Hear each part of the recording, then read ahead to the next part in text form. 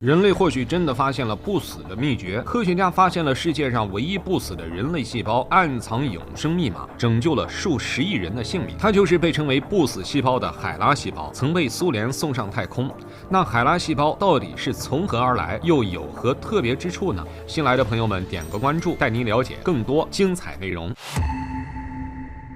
1960年12月1日，前苏联的克拉伯卫星3号发射升空，卫星上搭载了2只狗、一组特别的微生物和一堆摄像仪器。这组微生物既不是病毒，也不是细菌，而是人类的活细胞。将它们带上太空，只为了一个目的：看看在和地球迥异的太空环境中，人类的活细胞究竟会发生什么变化。一旦测得这些变化，就能提前做好预防，为了将来人类迈入太空做好准备。但问题来了，人类的活细胞一旦脱离人体，不就会自动死亡吗？怎么还可以观测它的变化呢？事实的确如此，在医学界，哪怕是生命力最强的癌细胞，在脱离人体后的2天内也会面临死亡的危险。但这组活细胞之所以如此厉害，并不是因为使用了什么特别的科技手段，而是它的主人实在是太厉害。这组活细胞的来源正是一位黑人女性海瑞塔。1920年，海瑞塔出生在美国的一个非洲家庭。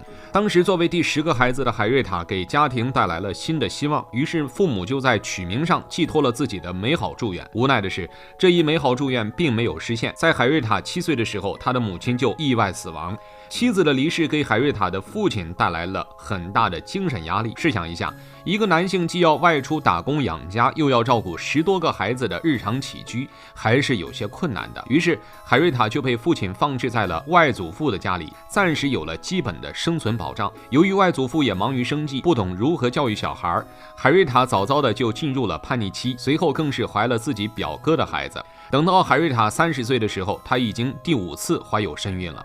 比起之前的怀孕经历，这次怀孕让她异常的难熬。比如说，肚子总是动不动隐隐作痛，让人非常难受。但经过医生的检查，海瑞塔更倾向于将这些疼痛看作是自己常年遭受性疾病折磨的后果，而不是孩子本身的问题。1951年，海瑞塔刚生下第5个孩子的时候，身体就出现了大出血的现象。在当时的年代，美国仅有一所名叫约翰霍普金斯大学的医院可以给有色人种免费治疗，于是海瑞塔就转到了这里治疗疾病。经过检查，医生发现海瑞塔的宫颈处有一个硬币大小的肿块。一般来说，这种地方的肿块多是像花菜那般的形状，但出乎医生意料之外的是，海瑞塔的这个肿块确实异常光滑，这简直是医学界的另类。更为关键的还在于，在之前的体检中，没有一个医生关注到了这个事情。这也是说，这个肿瘤竟然是在1个月内长出来的，这究竟是怎么一回事呢？科学家在一个癌细胞中发现了人类永生的秘密。霍普金斯大学医院医生惊讶地发现，癌症病人海瑞塔身体中的肿瘤细胞竟然不会死亡，离开人体后的它还会自己生长，这是怎么回事？1951年，当霍普金斯大学医院医生发现海瑞塔的身体中有一颗迅速生长的肿瘤之时，他们果断做出了决定，切除这个肿瘤。当时主刀的医生是妇产科的主任理查德教授。手术非常成功，手术结束后，一些样本被送往了所属大学的细胞实验室做活检。活检的过程非常简单，将样本进行规则切割，放入营养液中观察。随后，实验室助手在标本外写上了海拉的字样作为标记。在那个年代，霍普金斯大学实验室一直致力于找到一种离开人体也能生存的活细胞，然而几十年来都没有取得任何的成效。然而就在这一次的活检中，实验室却有了意想不到的发现。在样本分析后的第2天早上，实验室助手就发现了这标记着海拉的试管中长出了一圈白色的物质。经过仔细的观察后发现，这试管中的细胞不但没有死亡，还进行了分裂。看到这一幕，实验室助手立马向实验室主任盖伊博士汇报。盖伊博士一听就知道自己想要找的活细胞真的出现了，一番狂喜之后，立即将这一细胞命名为海拉细胞。在接下来的几天内，海拉细胞向盖博博士展现了它超凡的生命力，不到24小时就能复制出1倍多的自己。换言之，只要10天不到的时间，就可以将一个海拉细胞分裂成10亿个。这也是说，世界上第一个离开人体也能无限分裂增殖的细胞出现了。有了这些细胞，就可以开启无数的科学实验了。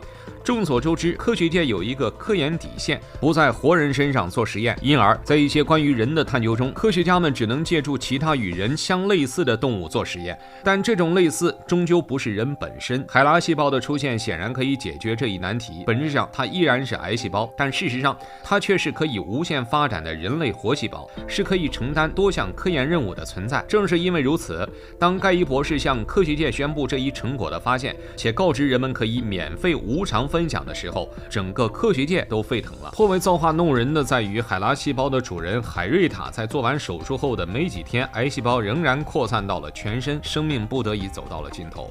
海瑞塔离世前夕，盖伊博士来到医院，告诉海瑞塔他身上的细胞会造福整个人类。听完这话，海瑞塔用力地扯了一丝微笑，随后离世了。那么海拉细胞又是怎么造福人类的呢？你想实现永生吗？世界上唯一不死的人类细胞海拉细胞或将成为科学家打开永生之门的钥匙。自从20世纪50年代，自打这一细胞为科学家发现，它就造福了整个人类。1951年，美国爆发了极为严重的小儿麻痹症，仅仅1年的时间，就有5万多名儿童患病，上千人因此失去了性命，上万人留下了终身残疾。面对这一急性传染病，医学界一般的做法就是研发疫苗。然而，研发的疫苗并不能直接在人体上使用，而是要在其他动物身上检验其有效性。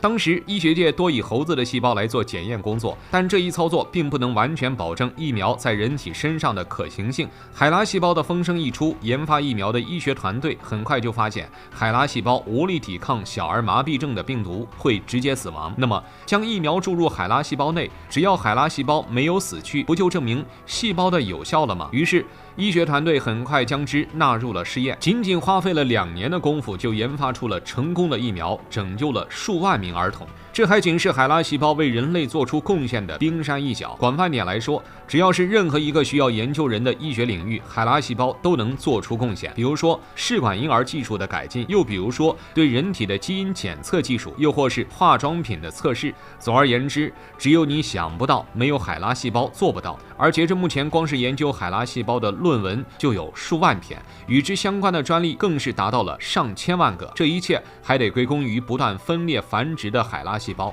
自从1951年它被发现以来，至今也是繁衍到了18000多代。从寿命的长短来看，它基本上是实现了永生。那么这一细胞能不能让人也实现永生呢？作为一个由细胞组成的生物体，细胞的衰微也就意味着人体各种器官的衰微。而细胞之所以会产生变化，又是因为它可能会突变，发生不稳定的情况，这也就导致人的器官身体也发生相应的变化。然而作为一个整体，并不是一个细胞发生了变化，人就会发生变化。大部分时候，人体的许多细胞都处于休眠状态，只会在被需要的时候出现。因而在整个人体中，唯一一个一直活跃的细胞只有肝细胞。那么一直鼓励肝细胞活跃着，不就是可以避免衰老了吗？事实的确如此，但肝细胞是会随着年龄的增长而减少的，这也是为什么老人一摔跤很有可能会失去性命。那么将人体细胞替换成为海拉细胞，有没有可能达到永生呢？这是不大可能的。首先，海拉细胞本质上还是癌细胞，而正常细胞的分裂是靠着一种名叫端粒的物质。端粒这一物质的重要职能还有一个，那就是抗癌。换言之，如果你想要延长细胞的活跃度，那么你就得接受癌细胞对你身体的统治。这也是说，虽然人不一定会老死，但却也会被疾病折磨死。就这个意义来说，人只能选择健康的老死，或者是在漫长的疾病折磨着死去。但人类从来不缺乏挑战必然的勇气，即使数万年来死亡一直是万物生灵必然要面临的结局，